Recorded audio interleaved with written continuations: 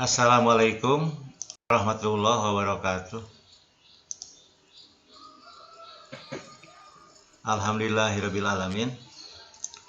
Wassalatu wassalamu ala asrofil anbiya'i wal mursalin Sayyidina Muhammadin wa ala alihi thayyibin tahirin wa ashabihil muntajabin. Allahumma ya muqallibal qulub sabit qulubana ala dinik. Allahumma ftah qulubana kafutuhil arifin wa nawir qulubana bihidayatil yakin. Para mahasiswa, pagi ini kita akan membahas masih memperdalam tema beriman yang bagaimana gitu kan. Beriman yang bagaimana yang bisa diterima oleh Allah. Nah, Bapak sudah menjelaskan kan, bukan sekedar beriman, bukan sekedar gitu kan. Kalau sekedar beriman, iblis saja beriman ya, iblis saja. Iblis bertauhid ya. Jadi jangan dianggap iblis tidak bertauhid ya. Iblis itu bertauhid. Tapi oleh Allah divonis kafir ya. Kekafiran iblis bukan karena tidak beriman, bukan. Tapi iblis punya hati yang busuk, hatinya buruk, akhlaknya buruk, yaitu sombong,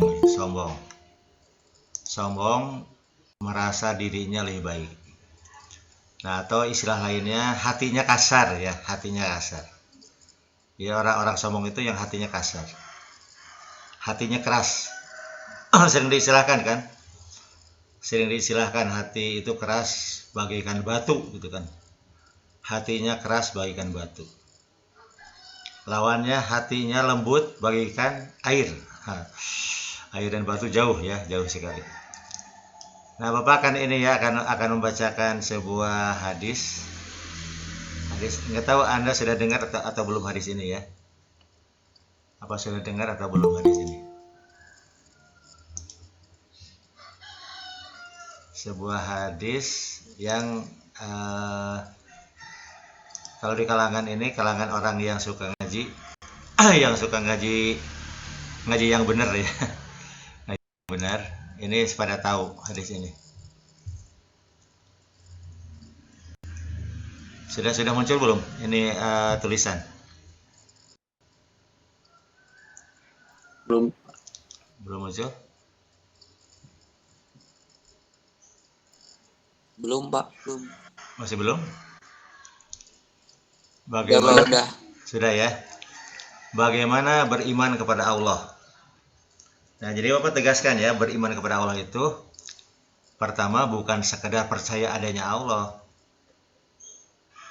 Saya percaya adanya Allah, berarti saya beriman. Bukan ya. Kalau sekedar percaya, semua manusia itu percaya adanya Allah. Tidak ada manusia yang tidak percaya adanya Allah gitu kan.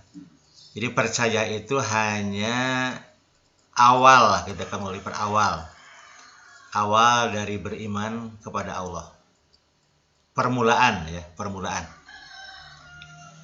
Jadi kalau sekedar percaya saja ya nggak cukup ya. Sekedar percaya adanya Allah tidak cukup, harus lebih dari percaya. Nah, ada metode untuk lebih mengenal Allah. Metode mengenal Allah ya.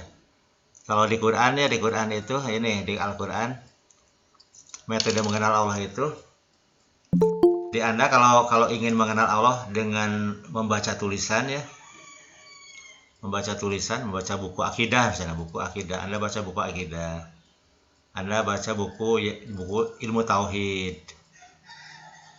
Anda baca buku ma'rifat billah gitu kan.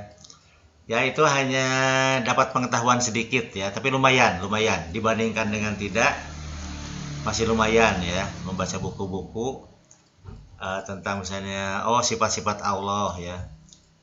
Sifat-sifat Allah, sifatnya sifat yang 13 ya, atau sifat 20 ya, lumayan aja. tapi tidak akan sampai, belum sampai ya, belum sampai ke Allah belum ya. Wujud, kidam, bako, muhalawatul hawadisi, ya muhu binafsihi, wahdaniyat, kudrat, iradat, ilmu, hayat, sama, kalam, dan seterusnya ya. Atau Asmaul Husna ya, Asmaul Husna, Allah, Ar-Rahman, Ar-Rahim, Al-Malik, Al-Qudus, As-Salam, Al-Mu'min, Al-Muhaimin, dan seterusnya. Nah itu lumayan lumayan lah. Tapi itu belum sampai, Anda belum mengenal Allah ya. Kalau Anda mempelajari sifat-sifat Allah atau mempelajari Asmaul Husna, Anda belum mengenal Allah, Anda baru mengenal sifat-sifat Allah, sifat-sifatnya gitu. Tapi Anda belum kenal dengan zatnya, belum. Anda belum kenal dengan namanya. Anda baru mengenal namanya saja. Allah punya nama yang banyak ya. Tuhan punya nama yang banyak. Tuhan itu namanya banyak ya. Allah, Ar-Rahman, Ar-Rahim, dan seterusnya ya. Ya, atau di bahasa-bahasa ada nama-nama ya, nama-nama lain selain yang disebutkan dalam Asmaul Husna. Nah itu baru kenal nama. Anda belum kenal dengan Allahnya gitu kan. Nah untuk mengenal Allahnya, mengenal zatnya, ibarat barang ya, barang. Misalnya Anda ingin mengenal yang namanya gajah ya, gajah.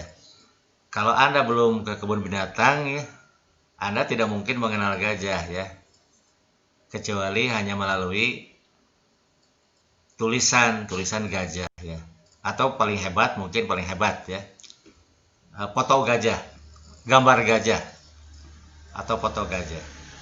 Tapi tetap Anda belum mengenal gajah yang sebenarnya gitu kan. Nah untuk mengenal gajah yang sebenarnya, Anda harus mencari cara. Bagaimana cara mengenal gajah gitu kan. Bagaimana cara mengenal harimau. Bagaimana cara mengenal jerapah. Nah, ada metodenya itu, yaitu Anda pergi ke kebun binatang ya. Kalau Anda pergi ke kebun binatang, Anda akan melihat langsung ya, menyaksikan gajah, menyaksikan harimau, menyaksikan jerapah gitu kan. Bukan sekedar katanya. Kalau Anda belum pergi ke kebun binatang, Anda kan baru katanya. Katanya ada binatang yang namanya gajah, katanya ada binatang yang namanya jerapah, katanya ada binatang yang namanya harimau, katanya ada binatang yang namanya singa gitu kan. Itu kan baru katanya saja. Tapi Anda belum menyaksikannya. Padahal ini di rukun Islam ya, rukun Islam itu kan yang pertama syahadat. Syahadat itu mengucapkan 2 kalimat syahadat itu menyaksikan. Aku bersaksi tidak Tuhan. Kalau bersaksi kan harus menyaksikan. Bersaksi itu harus bisa melihat langsung gitu kan, bukan katanya. Nah jadi kalau untuk mengenal benda-benda konkret saja, semacam gajah, kita harus pergi ke kebun binatang. Tidak bisa di rumah Anda membaca buku ya. Anda baca buku tidak bisa gitu kan. Anda akan mengenal gajah. Bahkan dengan Anda melihat video gajah gitu kan, tetap Anda tidak kenal gajah ya. Nah, terlebih-lebih Allah Tuhan ya, terlebih Tuhan. Tuhan itu kan tidak bisa dipotret. Tidak ada potret Tuhan ya. Tidak ada gambar Tuhan, tidak ada. Kenapa? Karena Tuhan itu maha gaib. Janganpun Tuhan ya, malaikat saja kan kita tidak bisa melihat malaikat ya. Kita tidak bisa melihat jin. Walaupun jin kadang-kadang bisa terlihat. Malaikat juga kadang-kadang bisa terlihat ya, kadang-kadang malaikat juga tuh kan. Nah, malaikat lebih susah dilihat dibandingkan jin. Kalau jin mungkin ya.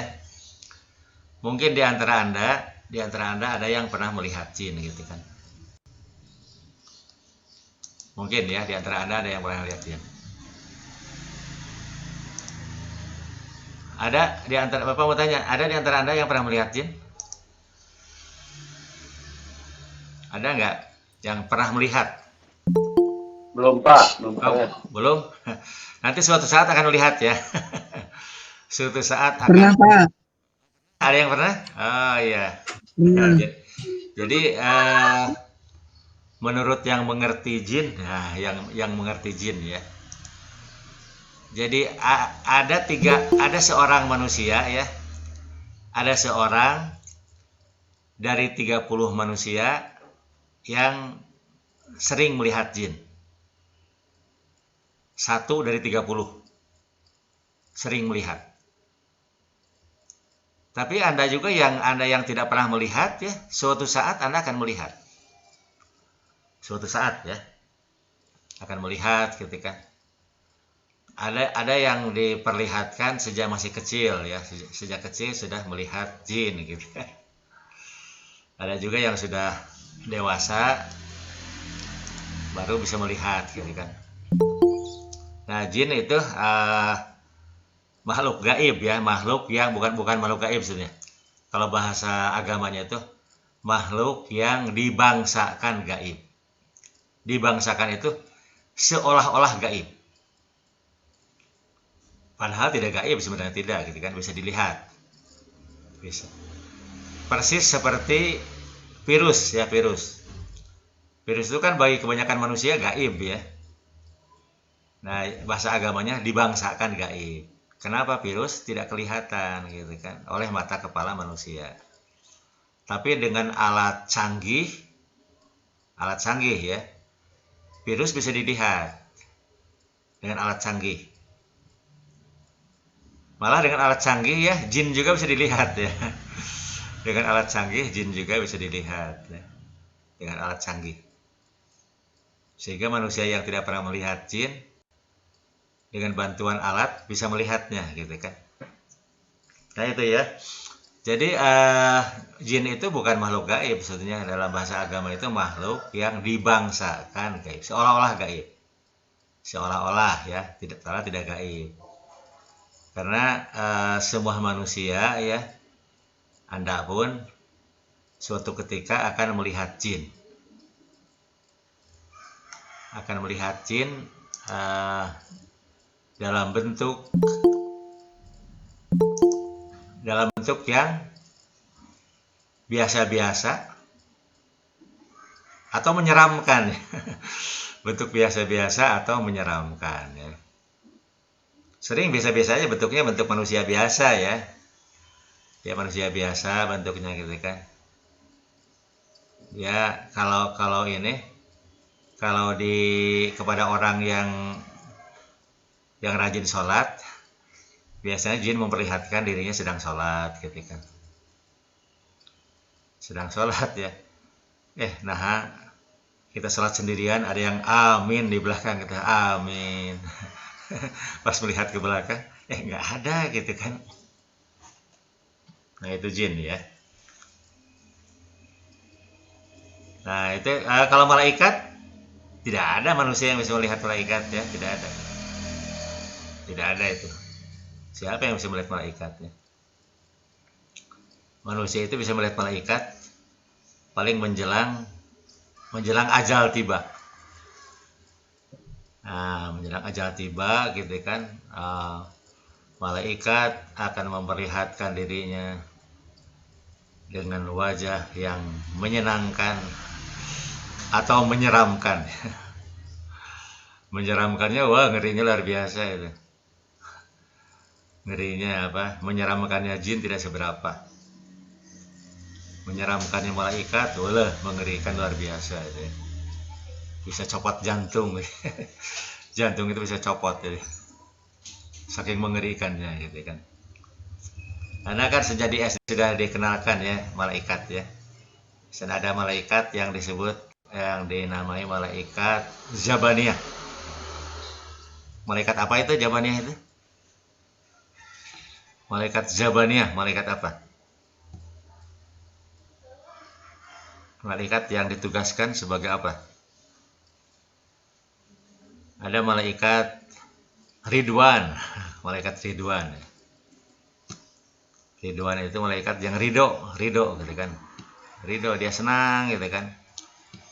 Nah, dia senang kepada orang-orang yang beriman dan hatinya lembut ya.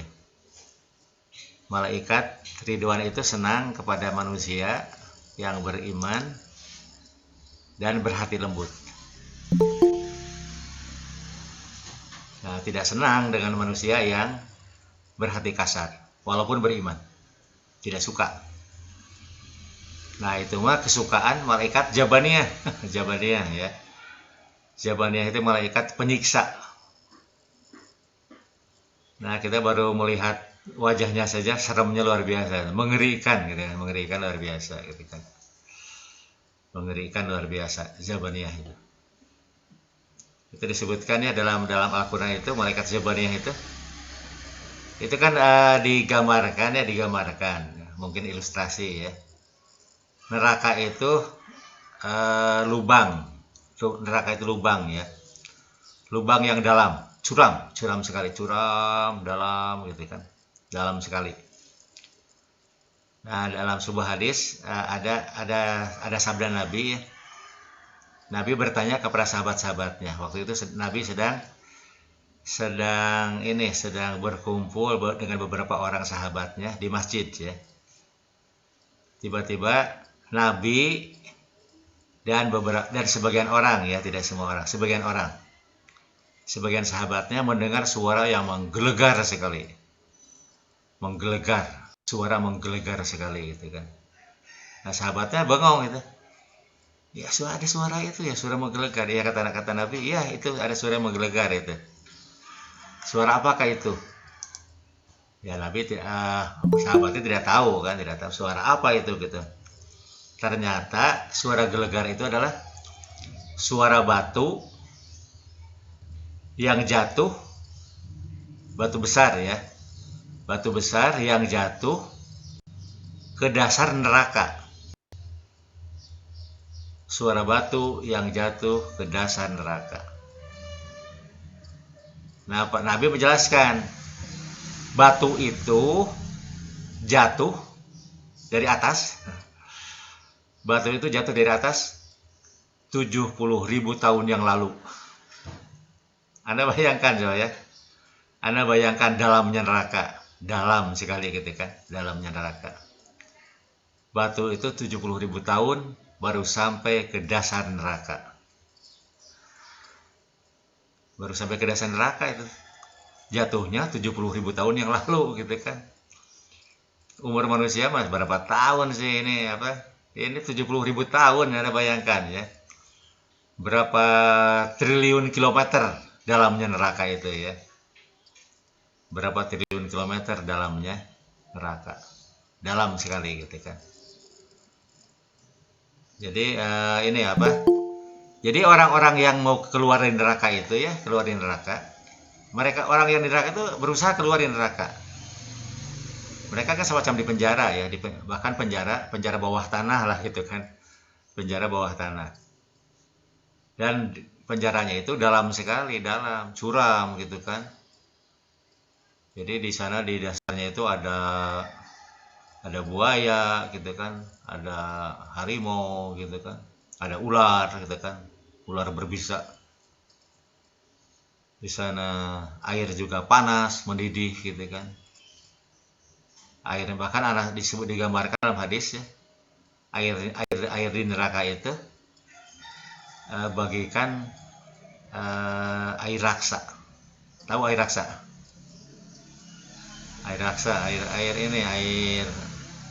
Air bahaya itu ya. Kalau kita megang air raksa, hancur badan kita itu, badan kita. Air raksa itu.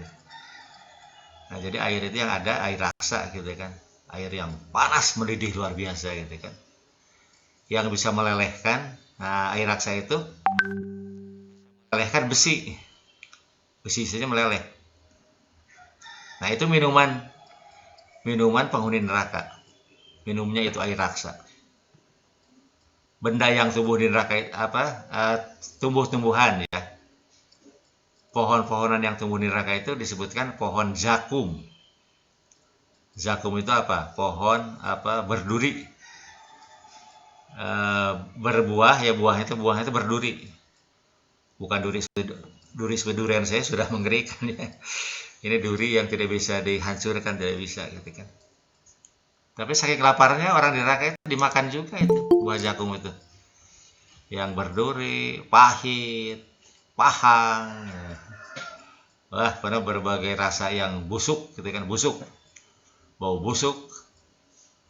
Nah, dimakan juga saking laparnya gitu kan. Air raksa saking hausnya diminum juga gitu kan. Nah, jadi orang di neraka itu berusaha keluarin neraka ya, dengan cara apa? Naik ya, naik ke atas. Naik ke atas, Anda bayangkan ya, berapa juta tahun itu bisa naik ke atas ya. Ribuan tahun gitu kan. Minimal, yang paling minimalis ya, minimalisnya yang paling sebentar di neraka itu kan paling sebentar di neraka itu menurut hadis ya, kalau menurut hadis itu paling sebentar itu berapa tahun, coba yang Anda tahu? Berapa tahun orang di neraka yang paling sebentar? Yang paling sebentar berapa tahun? Nah, di hadis disebutkan ya, hadis ya, orang di neraka itu yang paling sebentar ya, paling sebentar itu 40.000 tahun. Anda bayangkan coba, 40.000 tahun. Itu yang paling sebentar ya. Yang dosanya inilah gitu kan. Dan setelah di neraka bukan berarti masuk surga, tidak ada orang di neraka pindah ke surga, tidak ada. Iya, hanya bebas di neraka saja, bebas di neraka. Tidak mungkin masuk surga ya. Orang yang sudah di neraka tidak akan pindah ke surga, tidak akan sama sekali. Jauh sekali ya. Antara surga dan neraka jauhnya luar biasa. Seperti jauhnya antara langit dengan sumur yang paling dalam. Nah, gitu kan. Sumur yang paling dalam berapa kilometer sih? Palung yang paling dalam. Palung di ini kan di Sulawesi ya, antara Kalimantan Sulawesi. Palungnya itu lebih Palung Mariana. 10.000 kilometer. 10.000 kilometer ya. Jadi surga neraka itu ya bagaikan langit dan sumur terdalam, palung terdalam ya. Jadi tidak akan orang neraka pindah ke surga, tidak akan. Kalau di neraka ya di neraka saja, paling bebas di neraka. Nah, itu disebutkan dalam hadis ya. Yang di neraka yang paling sebentar itu 40.000 tahun. Nah, ceritanya gini, gitu kan ceritanya. Orang di neraka itu berusaha keluar dari neraka itu ya, keluar. Dia naik ke atas. Naik itu ribuan tahun kan, lama sekali itu. Ribuan tahun. Nah, begitu hampir sampai ke atas ya, gembiranya luar biasa itu. Gembiranya luar biasa ya. Bukan gembira dapat kesenangan nikmat, bukan, tapi dapat bebas dari neraka ya. Senangnya luar biasa. Nah, begitu sampai ke atas, tangannya ke atas lah gini ya, tangannya ke atas, gitu kan, mau keluarin neraka itu, datang malaikat Zabaniyah, dijongklokeun deui, disurungkeun, didorong, nah, gitu kan, didorong, akhirnya jatuh lagi ke dasar neraka, jatuh lagi. Nah, itu ya. Jadi kalau Anda mendengar ini cerita neraka gitu kan, ngerinya luar biasa. Jadi ngeri, Anda tidak bisa membayangkan lah ngerinya gitu kan, ngeri luar biasa. Nah, jadi artinya alangkah tololnya, alangkah bodohnya gitu kan kalau manusia tidak ada rasa takut sedikit pun gitu kan. Tolol sekali. Jadi mengerikannya luar biasa. Nah, ini apa? Ada rumus, bagaimana rumusnya ya? Rumusnya ini nih. Bagaimana kita beriman kepada Allah ya? Nah, beriman kepada Allah disebutkan dalam sebuah hadis ya, hadis riwayat Abu Daud. Bumi dan langit tidak dapat memuat zatku. Bumi dan langit, bumi itu besar ya, langit lebih besar lagi ya. Langit kan wah berjuta-juta lipat bumi ya, berjuta-juta lipat bumi. Bumi dan langit tidak dapat memuat zatku, tidak dapat. Tapi hati hambaku yang beriman dan berhati lembutlah yang bisa memuatku. Nah, Bapak sudah jelaskan kepada Anda ya, Bapak sudah jelaskan kepada Anda bahwa surga itu berada dalam Tuhan ya, di dalam Tuhan. Surga itu berada di dalam Tuhan. Artinya kalau ingin ke surga yang harus kembali ke Tuhan gitu kan. Harus kembali ke Tuhan. Nah, ini perhatikan lagi coba, ini hadisnya ya. Bumi dan langit tidak dapat memuat zatku, tapi hati hambaku yang beriman dan berhati lembutlah yang bisa memuatku. Nah itu ya, jadi apa? Jadi beriman saya tidak cukup, beriman saja ya. Beriman saya tidak cukup. Jadi beriman saya tidak cukup, tapi harus disertai dengan hati yang lembut. Nah, Bapak jelaskan di awal kuliah kan, bahwa inti beragama itu adalah berakhlak mulia. Inti beragama adalah berakhlak mulia. Nah, berakhlak mulia itu apa? Nah, itu apa? Disebutkan oleh Bapak kan ada dua ya, dua yang menonjol, yang harus menonjol, yaitu memiliki jiwa al-fakir, rendah hati ya, dan memiliki kepedulian yang tinggi.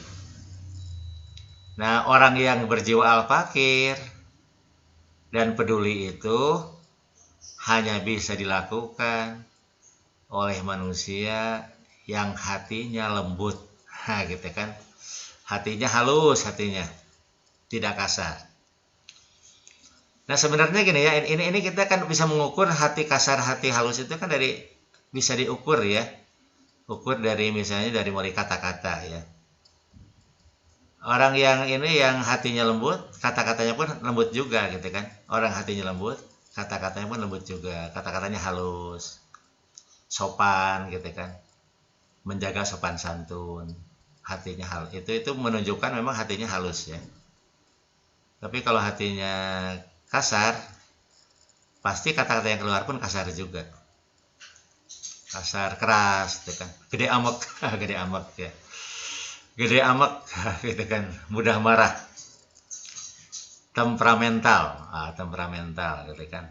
Nah, itu hatinya kasar itu ya, hatinya kasar. Kalau yang hatinya lembut itu ini apa, yang muncul itu kata-katanya halus, kata-katanya sopan gitu kan, gitu, rendah hati. Nah, itu. Jadi orang yang suka ujaran kebencian ya, yang senang hobi menjelek-jelekan orang lain, menjelek-jelekan agama, menjelek-jelekan mazhab, golongan Islam dijelek-jelekan, nah itu hatinya kasar itu. Hatinya kasar. Nabi itu kan ditugaskan oleh Allah, jadi Nabi itu menyampaikan agama Allah gitu kan. Tapi Nabi kan tidak pernah, hei kafir gitu. Kamu kafir, walaupun ke orang yang beragama Kristen, ke agama Yahudi, nggak pernah mengatakan gitu ya, tidak pernah sama sekali. Gitu. Kenapa? Karena Nabi hatinya lembut, gitu kan. Nabi itu bersahabat ya, mau bersahabat dengan siapa saja, gitu kan. Nah, karena lembut hatinya gitu kan. Bermusuhan itu karena hatinya kasar. Jadi anda jangan punya anggapan ya. Kalau kiai, kalau ustadz, kalau mubarik itu pasti hatinya lembut, enggak gitu kan, banyak yang kasar. Sejak wafatnya Nabi, sejarah mencatat sejumlah ustadz, mubalik, kiai, ulama yang hatinya kasar. Bahkan kasarnya seperti karang ya. Melebihi batu, seperti batu kerasnya itu. Itulah para ulama-ulama yang membunuh ulama lainnya hanya karena beda mazhab ya, beda golongan. Kalau zaman sekarang teroris lah gitu kan, teroris suka membubarkan pengajian. Nah, pengajian dibubarkan. Wah, itu kan hatinya kasar itu. Kasar sekali hatinya itu. Kalau hatinya lembut kan pemaaf, kita kan pemaaf. Sayang, cinta gitu kan. Yang hatinya lembut. Nah, Anda catat ya bahwa Allah hanya bisa didekati oleh manusia yang hatinya lembut. Tuhan hanya bisa didekati oleh manusia yang hatinya lembut. Makanya di Quran itu kalau kata-kata Tuhan dihubungkan dengan manusia, pasti manusia merendahkan diri ya, manusia merendahkan diri. Rendah hatinya. Nah, di Quran itu disebutkan misalnya.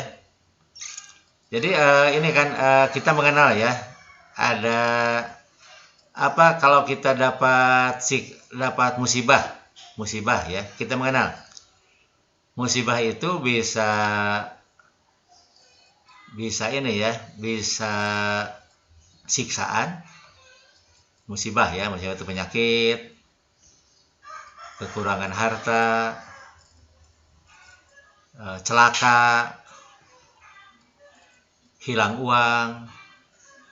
Itu bisa siksaan, bisa berupa siksaan dari Allah ya. Siksaan dari Allah. Siksa dunia itu ya, siksa dunia. Apa tujuannya? Allah punya tujuan. Disiksa itu agar manusia berubah hatinya, supaya berubah menjadi lembut hatinya. Karena biasanya kalau orang dapat musibah kan biasanya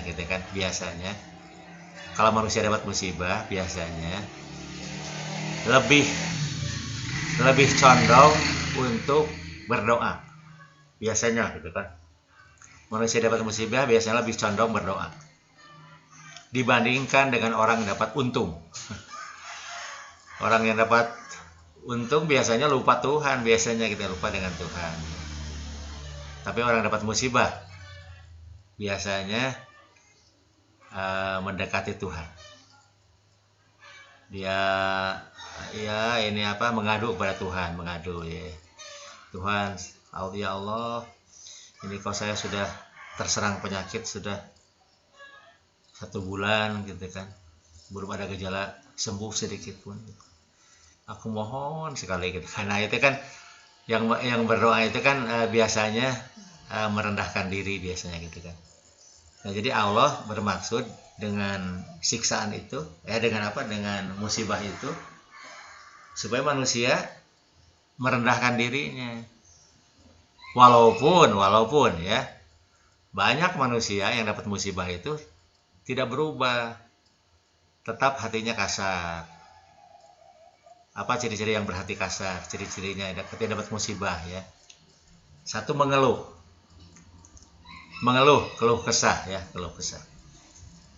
Bahkan manusia yang kurang ajar sekali. Dapat untung pun mengeluh juga. Dapat untung pun mengeluh juga.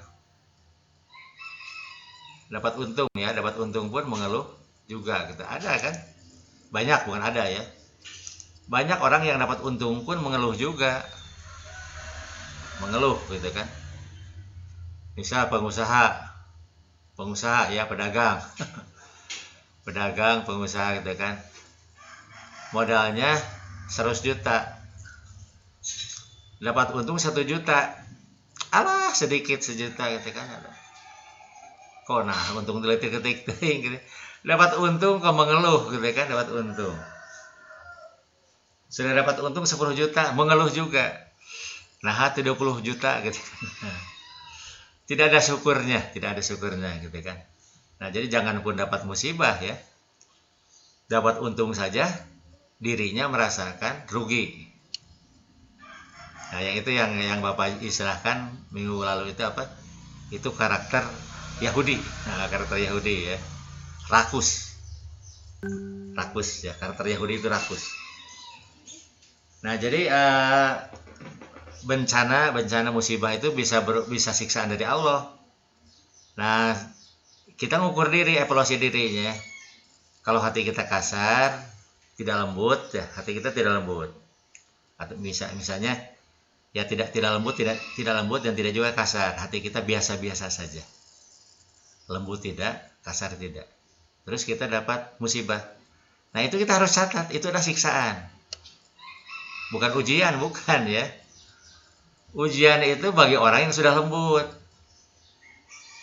Ujian itu bagi orang beriman yang hatinya sudah lembut, itu ujian. Ujian untuk apa ujian? Untuk meningkatkan keimanannya. Supaya meningkat. Karena keimanan itu bertingkat-tingkat hingga tingkatan para nabi. Tingkatan tertinggi itu adalah tingkatan keimanan para nabi. Itu tingkatan tertinggi ya. Tingkatan tertinggi itu tingkatan keimanan para nabi. Nah, jadi kalau Nabi Ayub kan diuji dengan Allah, bukan disiksa ya. Nabi Ayub kan seorang nabi yang beriman ya, seorang nabi hatinya lembut. Terus Nabi Ayub diberi penyakit kulit. Penyakit kulit itu, kalau penyakit kulit kan ini gatel gitu kan, perih, panas gitu kan. Gatel, perih, panas, itu penyakit kulit ya. Nah, penyakit kulit itu tidak tanggung-tanggung. Coba Nabi Ayub itu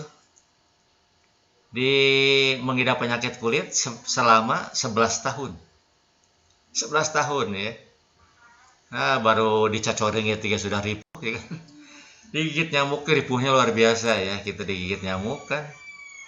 Nyamuk gatel, panas, perih gitu kan. Ingin segera hilang gitu kan. Kita kan ingin segera hilang ya. Baru digigit nyamuk saja sudah ingin segera hilang penyakitnya gitu kan. Ini baru satu nyamuk yang menggigit. Coba Nabi Ayub itu sekujur tubuhnya berpenyakit kulit. Gatel, perih, panas gitu kan. Sekujur tubuhnya. Dan itu diidap selama 11 tahun, Anda bayangkan. Nah, makanya itulah Nabi Ayub itu nabi yang paling sabar ya, paling sabar. Derajatnya derajat orang sabar gitu kan. 11 tahun tidak pernah mengeluh sedikit pun. Tidak pernah mengeluh sedikit pun. Kalau kita ketemu Nabi Ayub ya, seandainya kita ketemu Nabi Ayub, kita tidak akan tahu kalau Nabi Ayub punya penyakit kulit, tidak akan tahu. Karena tidak memperlihatkan diri. Tidak memperlihatkan bahwa dia itu gatal, tidak diperlihatkan gitu kan. Ya kalau bergatal seperti gatal biasa aja gitu kan. Dia usap tangannya, kita diusap gitu kan. Ya, dia tidak memperlihatkan diri gitu kan, biasa-biasa aja. Nah, itu kalau semacam itu namanya ujian. Ujian itu untuk menaikkan pangkat, menaikkan derajat. Nah, jadi cara ngukurnya kalau Anda dapat musibah ya, apa musibah ini ujian atau siksaan. Nah, Anda bisa ngukur dari kelembutan hati ya. Kalau kita hatinya lembut, oh berarti ini ujian. Agar kita lebih lembut lagi ya. Agar kita lebih lembut lagi gitu kan. Ya, agar kita lebih lembut lagi. Nah, kalau kita hatinya biasa-biasa, terlebih-lebih kita hatinya kasar, itu adalah siksaan. Siksaan itu pengingat. Allah mengingatkan kita bahwa kita sudah menjauh dari Allah. Kita menjauh dari Allah supaya segera tobat. Segera tobat, segera kembali ke Allah gitu kan. Nah, itu ya. Nah, tapi Allah bukan hanya berupa musibah ya, bisa saja berupa nikmat ya, nikmat. Gampang dapat rezeki gitu kan. Gampang naik pangkat gitu kan. Itu kan. Nah, itu pun bisa dua macam ya, bisa dua macam. Misalnya rezeki ya, kok kita gampang dapat rezeki ya. Gampang dapat rezeki itu bisa ujian, bisa juga itu istijroj. Anda pernah dengar nggak istijroj? Pernah dengar? Belum pernah ya. Istijroj itu ini kalau panyungkun ya, kalau orang kata istilah Sunda itu panyungkun. Panyungkun itu seperti gini. Seperti anak yang rewel ke orang tuanya. Seperti orang tua yang menghadapi anak yang rewel. Orang tua yang biasa-biasa lah gitu kan. orang tua yang biasa-biasa atau orang tua yang hatinya kasar. Anaknya rewel, minta duit.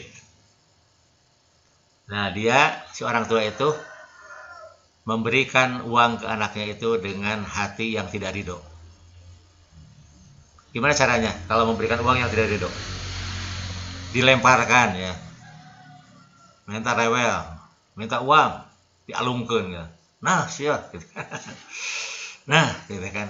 Nah, orang tua memberi tapi tidak ridho memberinya itu ya. Nah, jadi misalnya orang dapat mudah rezeki ya, mudah rezeki. Nah, itu bisa berupa istijroj ya. Istijroj itu sebetulnya siksaan juga, istijroj ya. Ngeri sekali kan. Harta itu kan diperhitungkan di akhirat ya, diperhitungkan. Digunakan untuk apa harta itu gitu kan digunakan. Itu lebih mengerikan sekali harta itu. Setiap rupiah dihitung, setiap rupiah. Nah, jadi bagaimana mengukur apakah rezeki yang dapat diperoleh oleh kita itu istijroj atau ujian dari Allah. Nah, ciri-ciri ujian dari Allah, pertama orang itu hatinya lembut, hatinya gitu kan. Ya, ciri hati lembut kan peduli ya. Kalau hatinya lembut peduli ya, senang menyantuni, senang berbagi, senang memberi, senang menolong gitu kan. Ciri-ciri yang hatinya lembut. Nah, jadi kalau misalnya seseorang itu senang menolong orang, banyak sedekahnya, terus keluarganya itu tersantuni, keluarganya terbantu, segala keluarganya gitu kan. Nah, kalau diberi rezeki yang banyak oleh Allah itu adalah ujian dari Allah, ujian ya. Apakah dengan tambahnya harta itu dia tambah ibadahnya, bertambah amal solehnya, ataukah anger wae atau bahkan menurun. Aduh, kalau menurun celaka ya, celaka. Nah, itu yang ujian ya, Nah, Nabi Sulaiman kan diuji oleh Allah ya dengan harta yang melimpah ya. Separuh harta dunia milik Nabi Sulaiman itu. Separuh harta dunia milik Nabi Sulaiman. Tapi Nabi Sulaiman dia senang berbagi coba ya. Nabi Sulaiman itu menjadi raja dari separuh dunia. Dan separuh dunia itu sejahtera hidupnya. Karena Nabi Sulaiman memimpin dengan adilnya. Tidak ada seorang pun yang terzalimi. Seorang pun tidak ada. Seorang pun gitu kan. Nah, itu lulus ujiannya ya, lulus naik pangkat lah. Nabi Sulaiman naik pangkat. Luar biasa naik pangkatnya gitu kan. Nah, jadi yang namanya kesenangan, kesusahan itu ya bisa ujian, bisa juga siksaan atau istijroj. Nah, jadi tergantung hatinya nih. Cara-cara kita mengukur gampang ya. Kalau untuk menimpa diri kita ya, kalau hal itu menimpa diri kita, nah kita mengevaluasi diri kita, apa kita termasuk berhati kasar ya. Nah, salah satu ciri yang berhati lembut ya, salah satu cirinya ya. Salah satu cirinya itu ini apa? Ya, orang itu senang ke kita karena akhlak kita ya. Orang senang ke kita karena faktor akhlak kita. Ada orang yang disenangi ya, tapi bukan karena akhlaknya, bukan ya. Disenangi karena faktor lain. Ada kan orang disenangi karena faktor lain. Faktor lain itu misal ya, mahasiswa yang jenius ya, pasti disenangi ya, disenangi. Jadi senangnya itu karena kejeniusannya gitu kan. Saya dapat limpahan ilmu dari dia gitu kan. Nah, itu apa? Bukan karena hatinya lembut, bukan gitu, tapi karena kejeniusannya. Itu kan ada orang yang disenangi karena dia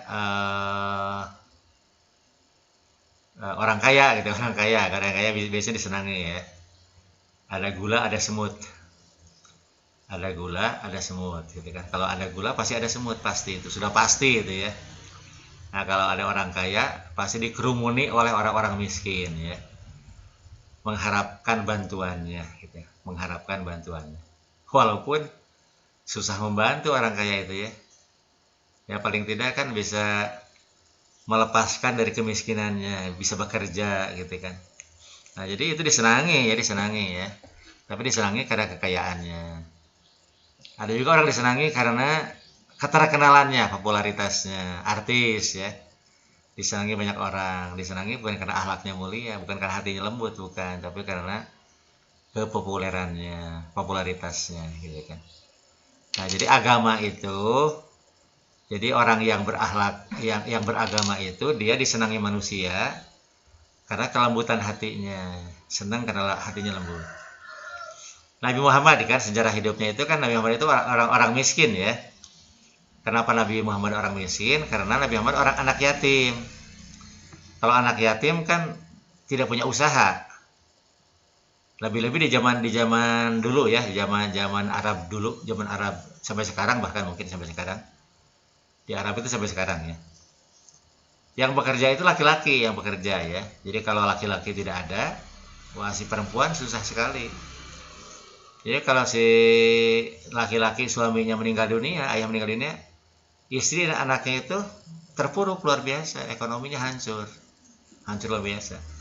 Nah, Nabi Muhammad itu kan lahir dalam keadaan yatim ya, yatim, tidak punya ayah, artinya tidak punya harta gitu kan, tidak miskin. Makanya tidak heran ya jika Nabi waktu kecilnya itu bekerja mencari nafkah ya, sudah bekerja mencari nafkah, menggembala kambing, menggembala gitu kan.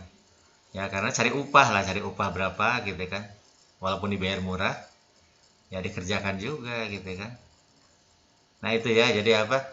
Nah Nabi itu orang miskin, tapi Nabi sebelum menjadi Rasul pun dicintai oleh manusia, disenangi. Nah bahkan Nabi Muhammad dapat gelar Al-Amin, manusia yang paling dapat dipercaya. Nah kenapa? Karena hatinya lembut, Karena hatinya lembut, maka ekspresinya lembut. Kata-katanya sopan, gitu kan. Kata-katanya menyenangkan, pemaaf luar biasa, gitu kan. Senang menolong. Nah, jadi orang senang sekali, gitu kan. Menolong orang kan tidak harus dengan uang ya. Tidak punya uang kan menolong orang kan bisa menolong dengan tenaga, gitu kan. Yang paling gampang kan nolong dengan tenaga gitu kan.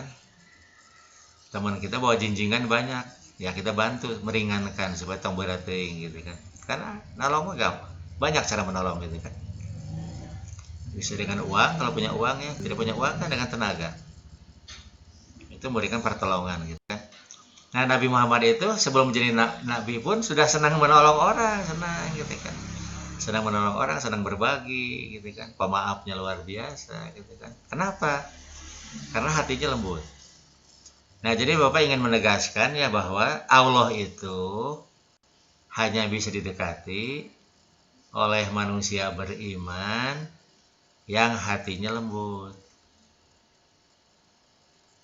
Nah, jadi kita ini sebetulnya program kita ya beragama.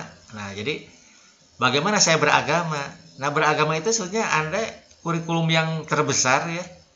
The core kurikulum lah, kurikulum inti itu bagaimana Anda melembutkan hati Anda sendiri.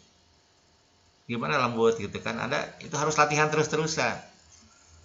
Namanya dalam agama itu namanya riyadoh ya, riyadoh. Harus riyadoh. Harus berlatih. Kalau tidak berlatih tidak mungkin bisa. Tidak mungkin orang hatinya kasar berubah jadi lembut, tidak mungkin sama sekali ya. Harus dilatih setahap demi setahap. Nah makanya itu dalam agama ya, dalam agama itu kenapa ada tahapan-tahapan belajar agama, ada taholi, tahali ya. Taholi itu kita berlatih membuang watak buruk dalam diri kita, dilatih ya. Kita evaluasi, kita yang paling gampang kan kita evaluasi diri ya, yang paling gampang kita evaluasi diri, self evaluation ya, evaluasi diri. Nah, bisa juga kan kalau kita ini teman kita itu paling peka ya, paling merasakan ya, saudara kita, orang tua kita, adik kita, kakak kita gitu kan, tetangga kita paling merasakan. Karena hati itu terasa dalam perbuatan kan, hati itu terasa dalam kata-kata dan perbuatan. Nah, jadi kita berlatih melembutkan hati, berlatih menundukkan diri, tunduk, rendah hati, latihan. Itu latihan yang paling berat ya, paling berat sekali. Nah, kalau makanya itu iblis ya, iblis itu tidak bisa menggoda manusia-manusia yang berhati lembut, tidak bisa digoda. Itu orang yang ikhlas di dalam bahasa Quran itu. Kata iblis kan, aku bersumpah akan aku sesatkan semua manusia di bumi. Akan aku buat manusia di bumi itu kafir semuanya gitu kan, semuanya kafir. Atau beriman tapi tidak berakhlak mulia. Beribadah tapi akhlaknya buruk. Nah, supaya semuanya masuk neraka. Nah, itu program iblis itu ya. Program kerja iblis itu akan menggoda seluruh manusia agar manusia satu, kafir. Itu bisa kafir, tidak naon teh kafir ge. Beriman tapi akhlaknya buruk. Gitu kan. Akhlaknya buruk. Itu bisa akhlak buruk, tidak naon. Pokoknya akhlaknya biasa-biasa lah. Jangan sampai mulia akhlaknya. Ibadah, supaya malas ibadah. Orang yang rajin ibadah kan tidak bisa digoda. Rajin ibadahnya tetap gitu kan. Orang yang biasa sholat kan tidak bisa digoda supaya tidak sholat. Kalau orang yang jarang sholat mungkin bisa digoda supaya tidak sholat. Tapi orang yang biasa sholat tidak bisa digoda agar tidak sholat. Pasti digoda supaya malas sholat itu ya. Nah, tidak naon lah, sok kamu sholat. Tapi kamu jangan berakhlak baik. Kamu akhlaknya buruk saja gitu. Tidak bisa akhlaknya buruk. Akhlak kamu biasa-biasa saja lah. Jangan sampai baik. Nah, itu program iblis itu ya, program iblis. Nah, jadi iblis itu, kata iblis, akan aku sesatkan semua manusia di bumi kecuali hamba-hambamu yang ikhlas. Nah, yang ikhlas itu hatinya lembut, yang hatinya lembut. Nah, karena Allah, ikhlas itu kan manusia yang dekat dengan Allah. Orang ikhlas itu manusia yang dekat dengan Allah. Yang dekat dengan Allah itu yang hatinya lembut, yang hatinya gitu kan. Jadi kalau hatinya lembut, iblis tidak bisa menggoda, setan tidak bisa menggoda, tidak bisa. Bahkan musuh terbesar adalah diri kita sendiri kan. Musuh terbesar itu nafsu kita ya, syahwat kita. Itu musuh terbesar. Nah, itu yang musuh kita yang abadi. Sepanjang kita hidup di dunia, musuh kita itu yang pertama diri kita sendiri. Nafsu. Yang kedua setan. Nah, musuhnya dua itu ya. Musuh internal dan eksternal. Ini bagi mahasiswa yang telat-telat masuk ya tadi ya. Jadi ini tolong nanti Bapak sharekan ini videonya ya, ditonton kembali ya. Yang telat-telat masuk ditonton kembali ya. Nah ya, sementara itu dulu. Silakan mau bertanya. Ini Bapak baru bicara beriman kepada Allah ya. Beriman kepada Allah itu hatinya harus lembut gitu kan, harus lunak, rendah hati. Tidak bisa dengan hati kasar. Bahkan dengan hati biasa-biasa saja tidak bisa juga. Tidak ada pilihan lain. Supaya iman kita diterima oleh Allah, maka kita harus beriman dan berhati lembut. Ada pertanyaan dulu, Bang, silahkan. Yang bertanya silahkan ya. Yang mau bertanya silahkan. Yang mau bertanya.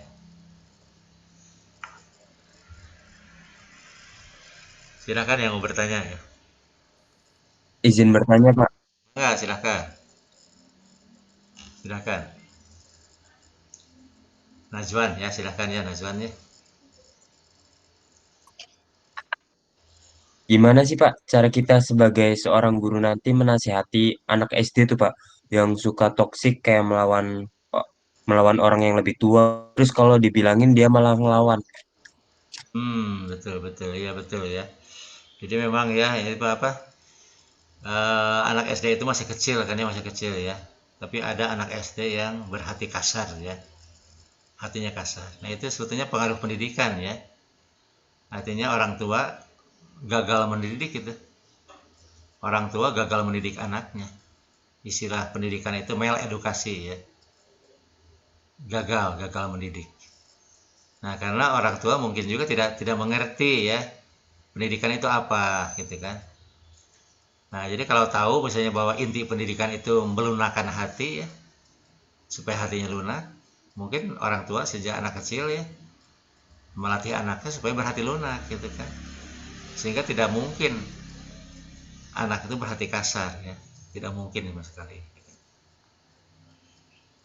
Nah, jadi itu ini memang pendidikan ya, pendidikan itu sangat menentukan ya.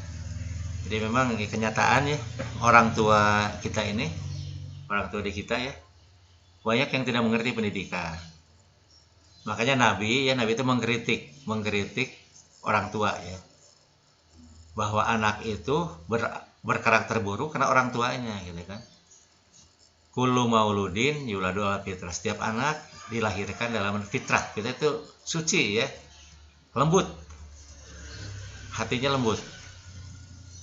Setelah dewasa, nah itu fa'abawahu yuhawidanihi au yunasironihi au yumajisanisi. Maka kedua orang tuanya lah yang meyahudikannya, menasronikannya, atau memajusikannya. Jadi orang tua kan bukan mendidik agama Yahudi, bukan ya. Tidak mungkin orang tua mendidik anaknya beragama Yahudi, tidak mungkin ya. Orang tua Islam pasti mendidik agamanya agama Islam. Maksudnya Nabi di sini, anaknya itu agamanya Islam, tapi karakternya, wataknya Yahudi. Nah, watak Yahudi itu apa? Yang dimaksud watak Yahudi oleh Nabi itu? Nah, itu antara lain itu kasar ya. Kasar. Orang Yahudi itu kan negara-negara diadu domba gitu ya. Karena Yahudi menguasai dunia gitu kan, penguasa dunia, punya duit banyak. Nah, dia ciptakanlah dunia itu dipecah-pecah, diadu domba. Arab Saudi diadu domba dengan Iran ya. Arab Saudi itu agamanya Islam, Iran juga Islam, tapi beda mazhab. Arab Saudi mazhabnya Wahabi, Iran mazhabnya Syiah. Diadu domba Syiah jeung Sunni, jeung Wahabi. Supaya bertengkar terus-terusan. Nah, kan banyak ustadz-ustadz juga di Indonesia, di kita di Bandung yang senang mengadu domba, senang menjelek-jelekan Syiah gitu kan. Senang. Nah, itu yang menjelekkan Syiah pasti yang anti Syiah. Yang anti Syiah pasti dari kepanjangan politik Arab Saudi ya, kepanjangan politik. Nah, itu karakter Yahudi itu karakternya. Nah, jadi ini kalau sejak kecil ya memang pendidikan itu berat ya. Berat itu justru sejak kecil ya. Ahli pendidikan Islam itu mengatakan ya, mendidik anak itu mirip-mirip melukis di atas batu. Melukis di atas batu susah sekali kan. Melukis di atas batu itu ya harus dipahat batunya gitu kan, dipahat gitu kan, dipahat. Berat, susah sekali kan, keras sekali gitu. Tapi mendidik orang yang dewasa itu seperti melukis di atas air gitu kan. Jadi masuk telinga kanan, keluar telinga kiri gitu kan. Kalau orangnya sudah tua gitu, sudah bandel, sudah berdegong. Sudah keras gitu kan, hatinya sudah keras, sudah membatu. Nah, jadi anak itu keras tapi harus dilakukan, orang tua harus sabar, telaten, tekun, dan harus tahu arah pendidikan. Ke arah mana mendidik anak itu gitu kan. Jadi kalau sebetulnya orang tua itu harus peka ya, begitu misalnya anak itu ini ya, kalau anak kecil sih wajar, memang itu mah usianya. Kalau anak usia 5 tahun gitu kan, masa egosentrik ya, tapi sudah mulai masuk 7 tahun itu sudah harus mulai dilembutkan hatinya, gitu kan. Hatinya harus mulai dilembutkan. Kayak kalau anak itu ada gejala-gejala sombong ya, sombong itu kan ciri-cirinya egois ya, mementingkan dirinya, keinginan dirinya harus dipenuhi gitu kan. Nah, itu gejala-gejala sombong ya. Orang tua harus melakukan pendidikan yang benar gitu kan. Jadi itu jadi ya itu kalau anak sudah masuk SD ya, bisa guru SD pun punya peranan bagaimana mengubah karakter anak ya, watak anak ya. Memang jadi guru SD itu ini Waduh, pahalanya bisa besar sekali ya, besar sekali pahalanya itu ya. Karena mendidik karakter anak ya, anak itu berat, yang berat sekali. Tapi kalau tekun, telaten gitu kan, itu bisa berubah ya. Banyak anak-anak yang berubah oleh gurunya gitu kan. Mungkin oleh orang tuanya gagal, tapi oleh gurunya berhasil. Banyak tuh ya sekali gitu kan. Nah, jadi itu kita harus dicirian ya kalau ada anak misalnya bedegong, bandel gitu kan, keras, itu berarti hatinya keras ya. Nah, kita ya harus bertahap mendidiknya gitu kan. Habis dan mumpung masih anak ya. Kalau di SD kan masih usia anak lah. Masih ada peluang besar untuk mengubahnya gitu kan. Nah, kalau sudah dewasa justru berat, sudah dewasa. Tapi kalau masih SD ya masih ada peluang. Justru kita gembira teh kita menemukan fakta ya, menemukan fakta. Ini ada anak kok kasar gitu kan. Oh, berarti orang tuanya membiarkan orang tuanya gitu kan. Orang tuanya tidak mendidik. Nah, kita guru harus segera menangkap. Ya itu kita niat, kalau niatnya ngajar saja kita capek gitu kan. Aduh, capek ngurus itu, ngurus budak batur gitu kan. Tapi kalau kita niatnya ibadah gitu kan, kita ingin mengubah, kan pendidikan itu mengubah ya, mengubah karakter ya. Mengubah karakter, diubah karakternya gitu kan. Nah, supaya menjadi lembut. Jadi bisa sekali. Nah, itu kalau yang kelainan-kelainan itu harus konseling. Perlu pendekatan khusus. Perlu pendekatan pribadi, individual. Jadi kita gunakan pendekatan individual. Ajak ngobrol gitu ini ya. Ya, mumpung masih anak lah. Mumpung masih anak-anak SD kan belum dewasa, belum. Ini masih masih anak-anak gitu kan. Itu masih berpeluang untuk diubah. Ya gitu ya, Najwan ya. Najwan bagi yang lainnya juga saya kira. Baik, Pak. Terima kasih. Ya, sami-sami. Ada lagi pertanyaan?